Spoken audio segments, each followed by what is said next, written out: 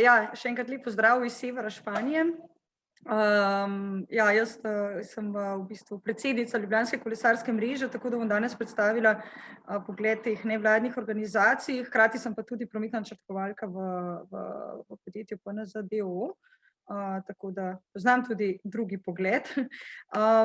Torej, danes imamo 3 kolesarske etape, in sicer na začetku bom povedala malo o nevladnih organizacijah na področju kolesarjenja, potem bomo pogledali, kako se razvija urbano kolesarjenje v Sloveniji v zadnjih letih, in potem na koncu, ali obstaja potencial za kakšno občino v Sloveniji, ki bi res postala kolesarsko mesto oziroma občina. Torej, če začnemo z nevladnimi organizacijami v Sloveniji, so zelo aktivne zlasti lokalne mreže. Te so tudi začele z aktivnostmi že pred 2 desetletjema v Ljubljani in Mariboru. Danes imamo v bistvu kolesarske mreže že skoraj v vsaki mestni občini in velja si jih zapomniti, ker boste prej ali slej imeli opravka z njimi. Torej imamo že na Obali, Kranj, Dravograd, Ptuj, Nova Gorica, Velenje, Novo mesto. Nad temi nekako bdi Slovenska kolesarska mreža, ki se ukvarja predvsem z sistemskimi spremembami, zagovorništvom na državni in regionalni ravni. Še nad tem je pa potem Evropska kolesarska federacija, katere član je Slovenska kolesarska mreža. Danes so v bistvu to, po aktivističnih začetkih so to danes organizacije, ki so večinoma prostovoljske, v nekaterih primerih celo delno profesionalne z zaposlenimi ljudmi. Mi v mrežah se ukvarjamo z nešteto aktivnostmi, od različnih pobud, lobiranj do kampanj, ozaveščevalnih projektov, organiziranja različnih dogodkov, projektov, opisi infrastrukture in podobno. Zakaj bi sploh občina želela sodelovati s kolesarsko nevladno organizacijo? Prednosti je več. V prvi vrsti je to zato, ker dobimo res dobre informacije, podatke in uporabniške izkušnje iz prve roke, ker v mrežah zares zelo dobro poznamo tako stanje kot tudi potrebe kolesarjev. Potem ogromno članov v teh mrežah so zelo dobro strokovno usposobljeni, imajo ogromno idej, poznajo dobre prakse tako doma kot na tujem in so zato zelo dober vir informacij. Hkrati, če gledamo na to investicijo v smislu sodelovanja, ali gre to v smislu časa ali pač finančne investicije, je to sodelovanje lahko prinese veliko koristi, saj nam lahko prihrani veliko nevšečnosti, ker lahko recimo bolje izvedemo določene projekte, če vključimo uporabnike v to. Lahko pa tudi uporabimo nevladne organizacije kot izvajalce določenih aktivnosti in s tem v bistvu nekako outsourcamo delo občin. Mreže imajo velik doseg do kolesarjev, tako da lahko recimo v ozaveščevalnih aktivnostih bolje v bistvu targetiramo. Da je vključevanje deležnikov strokovne javnosti, splošne javnosti, ključni element CPS-jev, celostnih prometnih strategij, tako rekoč obvezen element. Prihaja pa tudi nov zakon o trajnostni mobilnosti, ki bo v bistvu vlogo nevladnih organizacij. V primeru sofinanciranj bodo lahko v bistvu občine primorane vključiti nevladne organizacije v svoje projekte. Pogoji za dobro sodelovanje so pa zlasti transparentnost, da se ve, v bistvu, da so odprti procesi, pogovori, podatki, načrt, da je oblika sodelovanja zelo jasna, da je jasno, na kakšen način se bo sodelovalo, kako pogosto, na kakšen način se vključuje, kdo se vključuje in podobno, in tudi, da je konsistentno, da v bistvu da je res dolgoročno, da se tudi držimo določenih načel, smernic, kot se dogovori. Pomembno je tudi, da se vključuje deležnike v vseh fazah celostnega prometnega načrtovanja, od strateškega, torej priprave CPS-jev recimo ali strategij, do konkretnih projektov, pa tudi do zbiranja podatkov za spremljanje in vrednotenje. Treba je poračunati zgodnje vključevanje, ker je pač to precej bolj učinkovito kot pa prepozno. Zdaj, oblike sodelovanja so različne, lahko so od tega, da smo neki nevladne organizacije nekakšen deležnik ali pa svetovalec v nekih postopkih, lahko sodelujemo v projektih, izvajamo skupaj z občinami aktivnosti, lahko gremo skupaj na terenske oglede, v glavnem teh kar veliko oblik in v Sloveniji je že veliko primerov, po celi Sloveniji nekega sodelovanja, potenciala pa še veliko, da bi se to pojavilo. Imamo že različne tehnične komisije, svete in podobno, kjer so nevladne organizacije formalno vključene. Recimo primer je Kolesodvor v Mariboru, kjer kolesarska mreža upravlja z njim. Potem recimo pojutrišnjem v Ljubljanski kolesarski mreži skupaj z občino Ljubljana organiziramo kolesarski zajtrk, na katerega ste vljudno vabljeni, tisti, ki ste iz Ljubljane. Tako, zdaj, če gremo naprej na naš pogled, kako se razvija urbano kolesarjenje v Sloveniji v zadnjih letih. Bi začela na pozitivni strani, seveda, kaj so glavni dosežki. Razdelila sem jih različne sklope. Na zakonodajnem področju bi izpostavila sprejem pravilnika o kolesarskih površinah, ki daje dobre, zelo solidne usmeritve za projektante. Potem sicer neobvezne smernice za umeščanje kolesarskih površin, Ministrstva za infrastrukturo ter posodobljen pravilnik o prometni signalizaciji. To so bili kar pomembni koraki naprej. Potem finančni dosežek, definitivno povečane financiranje na državni in lokalni ravni. Več kot 350 milijonov evrov projektov je bilo v bistvu izvedenih v zadnjih letih, kar je veliko povečanje glede na prejšnje obdobje. Z vidika strategij je zelo pomembno, da je več kot 80 občin ima že sprejet. Samo kaj. Čin. Nekdo naj izklopi mikrofon. Se opravičujem, Lea, kar nadaljuj. Nekoga pa prosim, da izklopi mikrofon, to je vse. Torej, na strateški ravni je pomembno, da zdaj več kot 80 občin že sprejelo CPS-je in tam je vloga kolesarjenja zelo poudarjena. Na področju infrastrukture je težko izpostaviti mikroprojekte, ampak recimo na splošno je zelo pomembno, da ima že v bistvu skoraj vsaka mestna občina avtomatizirano izposojo koles, ki je popularizirala kolesarjenje. Zelo pomembno je tudi, da se končno vse železniške postaje in postajališča opremlja s kolesarskimi parkirišči.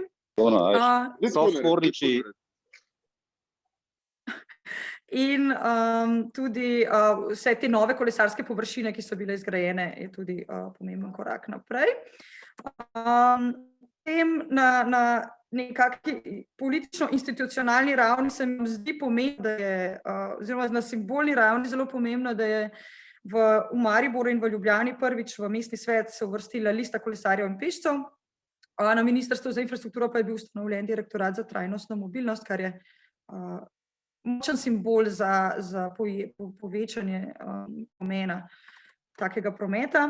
Na mednarodni ravni pa je verjetno za izpostaviti Ljubljano, ki se je uvrstila na lestvico Copenhagenized, najbolj prijaznih mest kolesarjem, ter to, da je pridobila organizacijo Velocity konference, ki bo potekala naslednjega junija, torej leta 2020 v Ljubljani. Z vidika trendov izpostavimo to, da število kolesarjev definitivno narašča, tako v mestu kot v bistvu v mestih in na državni ravni. Veste, da v zadnjem letu je, kot vidite, tale izsek iz medijev, da je trg koles povsem ponorel, tako z vidika e-koles in navadnih koles. To je definitivno dober trend. Covid je prinesel tudi eno dobro stvar, to je pojačan pomen aktivne mobilnosti in tudi dostave s kolesi. Veste, da v večjih mestih v bistvu je zdaj kolesarji švigajo sem in tja in je to dober znak. Za naslednjo perspektivo je tudi trend, da bojo zagotovljena v operativnem programu kohezijske politike in v podnebnem skladu, čeprav se še ne ve točno kako in koliko bo denarja, ampak sredstva bodo. Z vidika varnosti je dober trend, da upada število smrtnih žrtev med kolesarjev, čeprav narašča število kolesarjev, to je zelo dobro. Upada tudi število nesreč na splošno in lahkih poškodb. Nažalost pa narašča število težjih poškodb, to je tak trend je recimo tudi na Nizozemskem. Pa dober trend gre v pravo smer, da se sprejemajo prava zakonodaja, torej najnovejši bo ta zakon o trajnostni mobilnosti. Zdaj, na drugi strani imamo pa še kar nekaj izzivov. Izpostavili bi pomanjkanje kolesarskih strategij, predvsem v smislu, da se veliko stvari se dogaja na kolesarskem področju, veliko ukrepov, ampak prešamo neko rdečo nit, neko strategijo, kam vse to vodi, neka povezanost vseh teh projektov bi kolesarske strategije tako na občinskih kot na državni ravni bile zelo dobrodošle. Zatečeno stanje je problem, ker se občine v bistvu in država ukvarjajo, imajo probleme z umeščanjem kolesarske infrastrukture na določenih območjih zaradi pomanjkanja prostora. Pogrešamo tudi več ambicioznosti in poguma pri omejevanju avtomobilskega prometa, torej bolj strogi ukrepi, recimo, da je treba ugrizniti v kislo jabolko takih ukrepov in manjka najvišja politična podpora za take ukrepe. Potem rak rana verjetno vseh slovenskih občin pomanjkljiva integracija s prostorskim načrtovanjem, ki je dolga leta favorizirala in še vedno favorizira avtomobilski promet.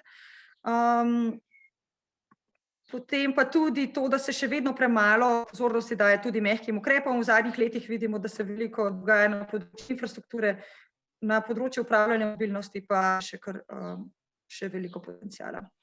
Nekaj negativnih trendov tudi žal opažamo, in sicer recimo pri kolesarjenju v šolo je ogromen razkorak med tem, koliko šolarjev kolesari. Če pridemo do 5, mogoče 10%, je to že zelo veliko, največkrat je samo 2-3% šolarjev kolesari v šolo. V anketah se pa izkazuje, da si od 20-30 celo do 40% šolarjev želi kolesariti, tako da tukaj je potencial ogromen. Potem seveda zelo nas moti, da se daje poudarek na kvantiteti infrastrukture, torej na številu kolesarskih površin, manj pa tudi na kvaliteti, zato dobivamo včasih polovične izdelke, ki niso varni ali udobni. Še vedno ogromno denarja oziroma daleč največ denarja vlaga v cestne projekte, v nove ceste, širitve cest, nova parkirišča, ki v bistvu ne premakne tega trenda potovalnih navad. Zato potovalne navade v bistvu stagnirajo, še vedno slonijo na avtomobilskem prometu, celo za kratke poti. Kolo predstavlja trenutno zgolj 4,5% vseh opravljenih poti na ravni Slovenije.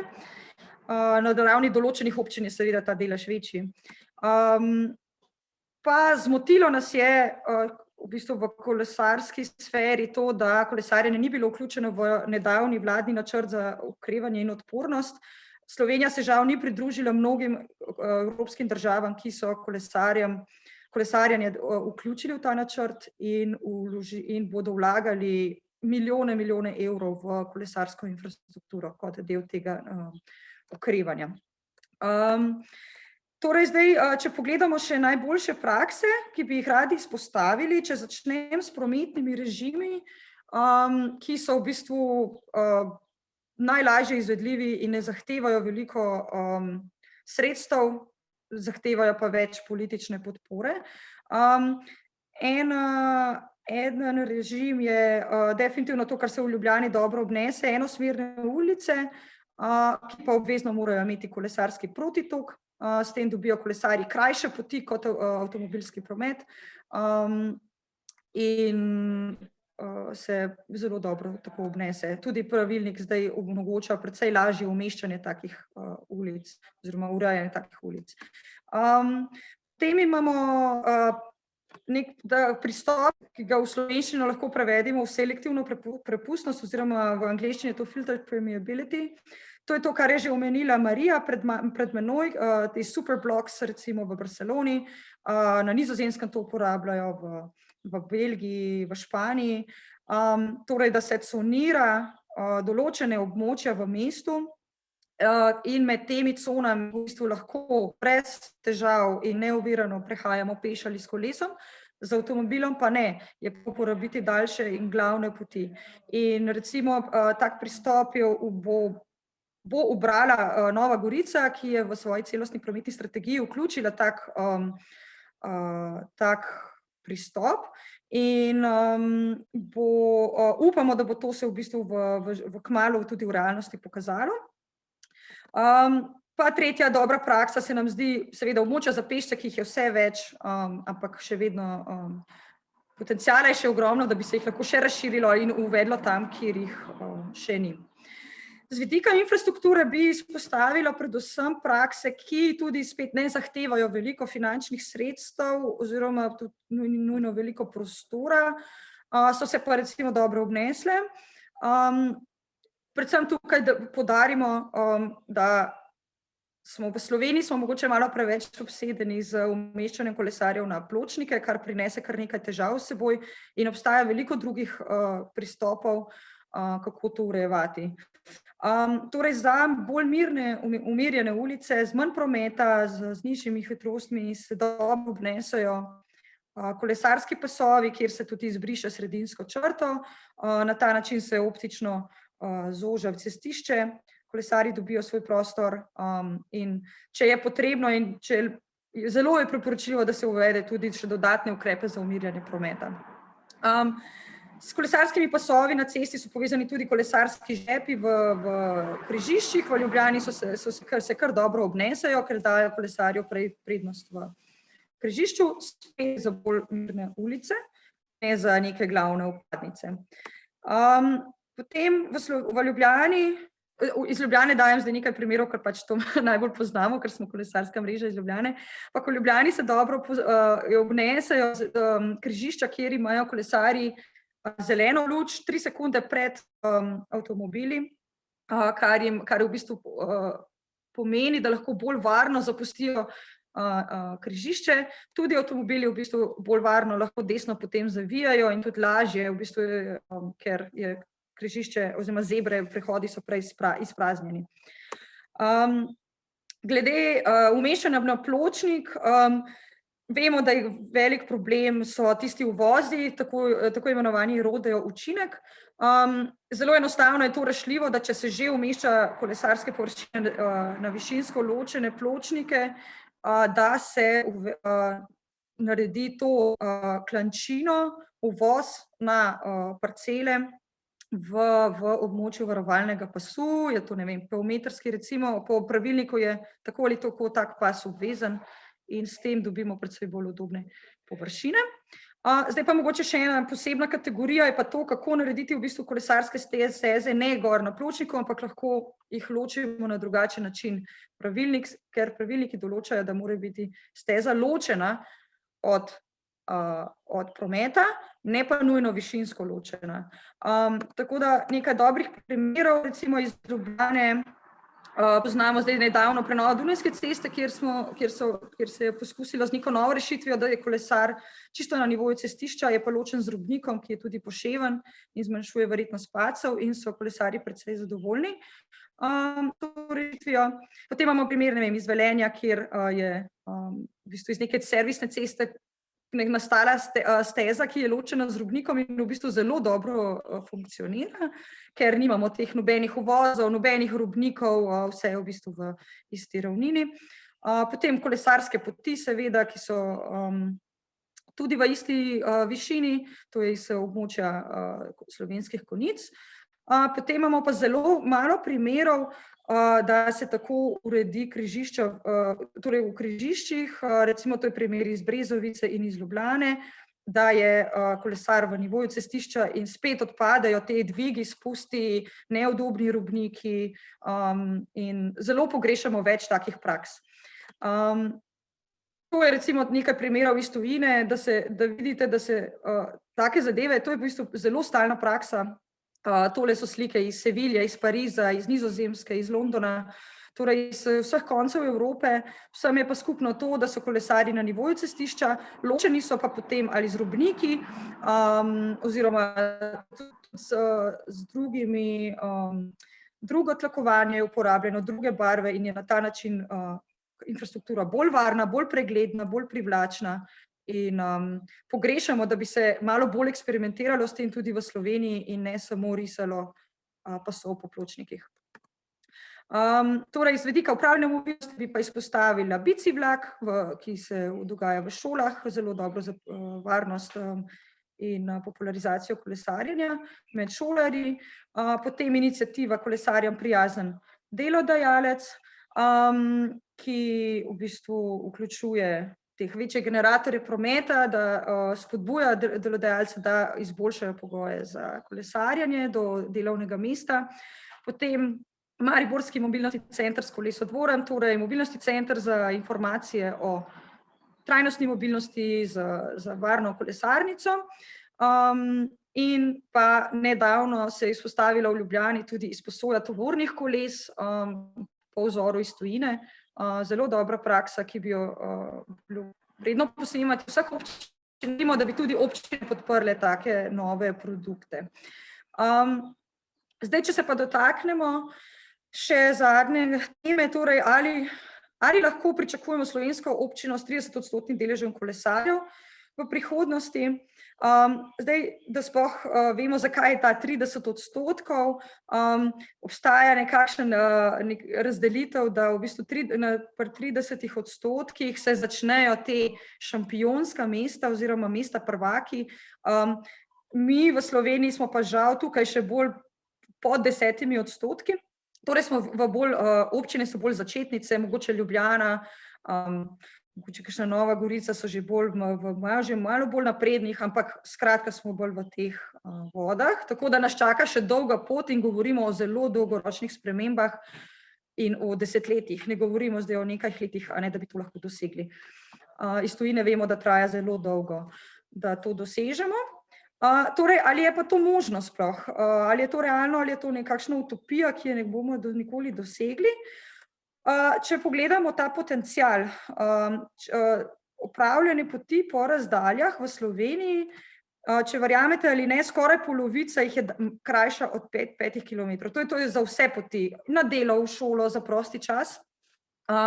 Torej, teh kratkih poti je veliko. To je vse lahko, oziroma veliko se jih lahko da, ne vse, ampak veliko se jih lahko da upraviti s kolesom. Zdaj pa poglejmo, koliko jih danes je upravljeno s kolesom. Žal, samo okoli 7%, ogromno pa z avtomobilom. Do 5 kilometrov jih je v bistvu že po 60% se jih naredi z avtomobilom in če ne boste verjeli, tudi skoraj 20% jih je pa do 1 kilometra se jih vozi z avtomobilom. Tako da, če že samo velik del teh premaknemo na kolo, bi bil to že ogromen premik. Torej, potenciala največ vidimo predvsem za poslovne poti in za poti na izobraževanje. Kot sem omenila, za izobraževanje je žal zelo nizek delež trenutno v primerjavi sploh s tujino in pa tudi za poslovne poti, ki praktično v bistvu kolo sploh ni zastopano. Pa povedala, da se je treba, ker smo v Sloveniji predvsem smo občine začetnice, je velik poudarek predvsem na varni, neposredni infrastrukturi, udobni, torej najprej treba ustvariti neko osnovno omrežje, to je prvi cilj. Potem v naslednjem koraku se gre pa predvsem na te mehke, tudi na mehke ukrepe, ker pač brez osnovne infrastrukture ne bomo tega dosegli. Zdaj, kaj pa treba storiti, da dosežemo to? Za državo bi priporočili predvsem, da se izvede oziroma pripravi državna kolesarska strategija, ki bo povezala vse te delce skupaj.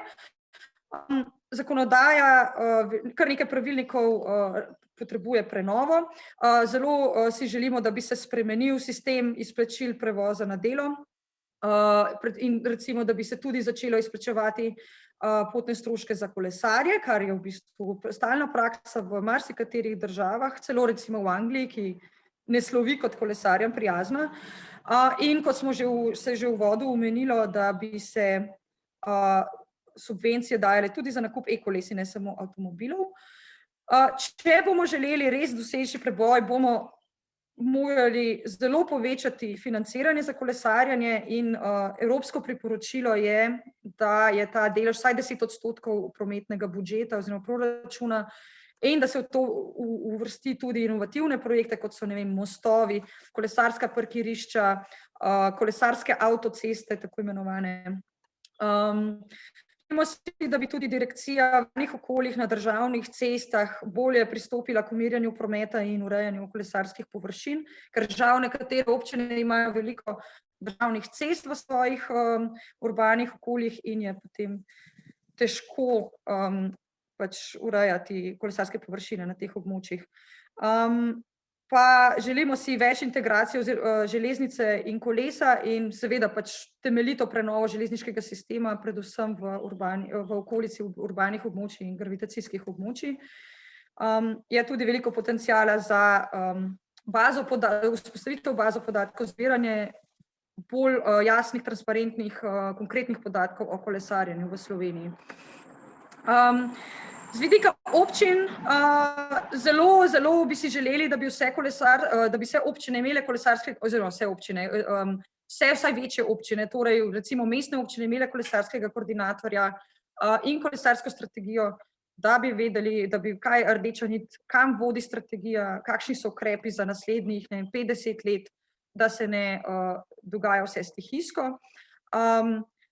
Absolutno priporočamo, da grejo vsi odločevalci od župana do vsakega uradnika, ki se ukvarja s prometom ali prostorom na kolo, da dobijo uporabniško izkušnjo, da vejo, kaj pomeni kolesarjenje v urbanem okolju, kaj so potrebe kolesarjev in tudi za zgled drugim prebivalcem. Želimo si seveda več vključevanja nevladnih organizacij, splošne javnosti, kolesarjev na splošno, ki kar prinaša veliko koristi. Podobno kot za državo, tista občina, ki bo res želela postati šampionsko mesto na področju kolesarjenja, bo morala vlagati veliko sredstev, ki jih namenja za promet. Spet evropsko priporočilo je okoli 10%. In v bistvu zagristi v to kislo jabolko nevšečnih ukrepov, od upravljanja parkiranja do omejevanja motornega prometa, do odvzemanja površin avtomobilom na cestah in namenjanja tudi kolesarjem. Ker govorimo o dolgotrajnih spremembah, ki bodo trajale leta, če ne desetletja, je zelo pomembno, da v bistvu se fokusiramo predvsem na šole, vrtce, ker so to je ta populacija, ki bo v bistvu je potencial, da bo res kolesarja, ker pač zdaj spreminjati starejšo populacijo z danes na jutri je zelo težko, tukaj je velik potencial in je treba sistemsko urejati dostope do šol, spodbujati, izobraževati šolarje za varno vožnjo v okolju, kjer živijo in podobno. Želeli bi se tudi, da bi mogoče po vzoru iz tujine večji generatorji prometa lahko dobili več podpore za mobilnostne načrte, za izvajanje ukrepov, recimo za izgradnjo kolesarskih parkirišč, lahko bi tudi občine to spodbujale, podobno kot je pač Ekosklad nedavno, ampak se je žal to ukinilo. Pa občine naj vedo, da je vedno več rešitev za določen problem, torej ni vedno samo izgradnja kolesarske infrastrukture, obstaja umirjanje prometov, sprememba prometnih režimov in lahko rešimo določene probleme na več načinov in je treba včasih malo več premisliti, ne na prvo žogo samo graditi ali pa risati po pločnikih. Kot sem omenila, je glavni izziv to integracija s prostorskim načrtovanjem. Vse občine bodo morale verjetno korenito spremeniti te sisteme prostorskega načrtovanja, v bistvu tudi sporočilo državi zaradi spremembe zakonodaje. Želimo tudi več podpore razvoju storitev, produktov, kot sem omenila, recimo dostavne logistike, to je v tujini že stalna praksa, od subvencij do tega, da upravljajo s takimi centri občine, tako da tukaj še ogromno potenciala. Na koncu pa še priporočila stroki. Stroko tukaj tretiram kot projektante, načrtovalce, torej tiste, ki v bistvu se potem ukvarjajo s tem umeščanjem v prostor, projektiranjem kolesarskih površin. Absolutno, tako kot za občine, mislim, da je totalno obvezno, da vsak projektant, ki se ukvarja s kolesarjenjem, ampak tudi tisti, ki se na splošno ukvarjajo s prometom, bi morali usesti na kolo, biti v tej vlogi vsaj občasno, da razumejo uporabnika, ker sicer je zelo težko načrtovati dobro in varno infrastrukturo za kolesarje. In na to vezano je tudi, da je treba, zelo priporočamo, da se presega minimalne standarde. Vemo, da včasih to težko zaradi pomanjkanja prostora. Ampak vemo, da ne smemo planirati in projektirati kolesarske infrastrukture na današnje število kolesarjev, ker recimo 1 meter široke kolesarske steze so za današnje standarde so preozke. Čeprav to pravilnik omogoča, ampak je to preozko. Imamo že danes, ne vem, tovorna kolesa, imamo kolesa s prikolicami, prilagojena kolesa invalide. In če pa dodamo temu še rast števila kolesarjev v prihodnosti, vemo, da bodo potrebovali širše kolesarske površine, bolj udobne, imamo e-kolesa, ki so v porastu in res je pomembno, da se vztraja pri preseganju teh minimalnih standardov. Potem naj se pogleda pogosto, kaj se dogaja v drugih občinah v Sloveniji, kaj se dogaja v tujini, ogromno praks je, ni več samo, ne vem, Nizozemska, Danska, veliko se dobrega dogaja, ne vem, v Nemčiji, v Španiji, v Franciji in ogromno je enih dobrih primerov in to nenehno izobraževanje se mi zdi zelo pomembno. In pa to, da če tudi včasih naročnik, torej občina ali država vztrajajo pri nekaterih manj utemeljenih odločitvah oziroma rešitvah, menim, da mora stroka vztrajati pri strokovnih odločitvah. Stroka je tista, ki mora res zagotoviti varne, udobne, povezane, privlačne povezave, direktne povezave in mimo tega ne moremo in je treba res vztrajati tudi, če včasih treba iti malo na nož.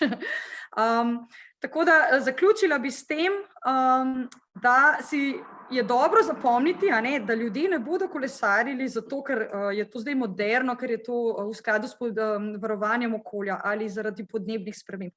Ljudje se vedno odločijo za kolo, ker je to dobro za njih kot za individualne posameznike. In predvsem zato, ker je kolesarje pač daleč najbolj praktično v urbanem okolju, je najhitrejše, je bolj enostavno, je zdravo za njih, je poceni in ljudje morajo samo dobiti te pogoje, da se bo to uresničilo. Dokler ne bo pač varno, povezano mreže, dokler bo direktno mreže, pač se to ne bo uresničilo. Ko pa bomo to dosegli, boste videli, kot ni na primeru Danske, iz tega grafa razvidno, v Kopenhagnu kolesarijo predvsem iz teh razlogov, ne zato, ker bi bilo to moderno ali okolju prijazno. Hvala lepa. Se priporočam za vprašanja.